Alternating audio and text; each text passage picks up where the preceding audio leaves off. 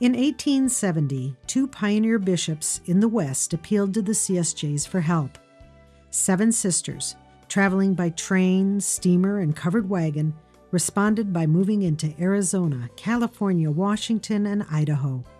Their work continues today with physician Sister Adele O'Sullivan. My father's sister was in our community.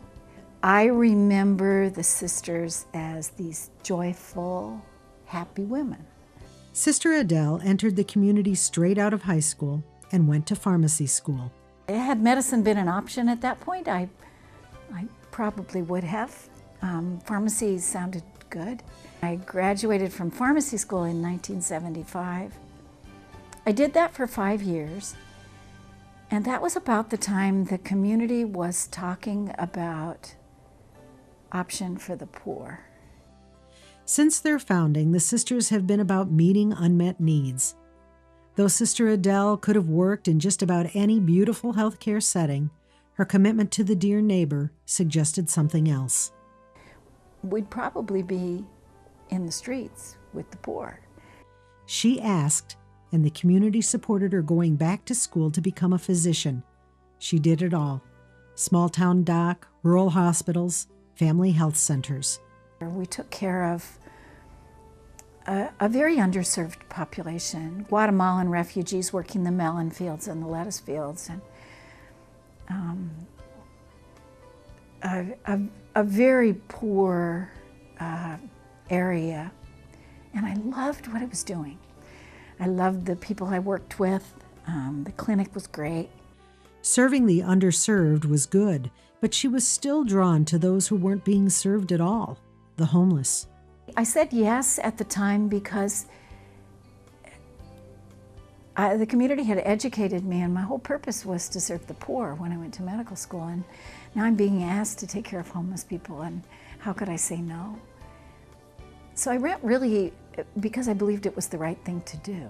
It was like crossing a bridge over into something that once you're there, you can't go back, because once you've seen it and met these people and had the opportunity to practice medicine there, I don't want to go back. I don't think I could. It took her into a world that few ever really see. When I first started taking care of these persons experiencing homelessness, it was, I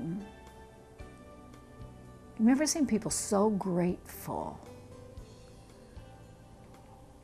for that exam room with the mismatched wallpaper and the crabgrass coming through the walls, if somebody would care for them. And I guess it was probably as close to third world as we'll get in the middle of, the United States, in the middle of a big city. If they couldn't get to her, she'd go to them.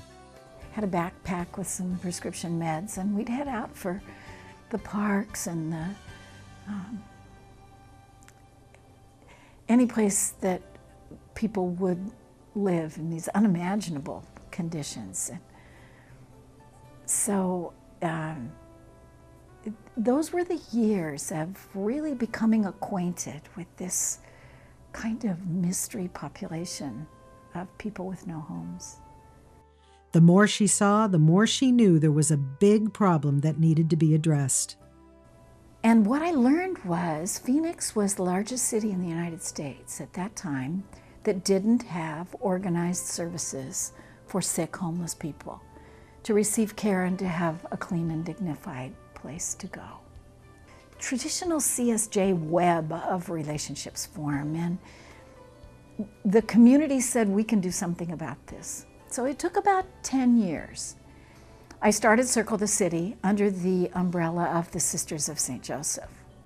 Circle the City is a 24/7, 50-bed medical respite center providing homeless men and women a time and place to heal after they are discharged from local hospitals.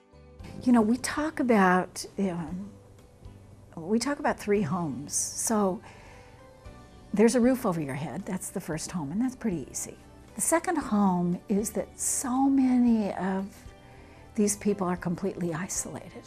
No significant relationships, families out of the picture.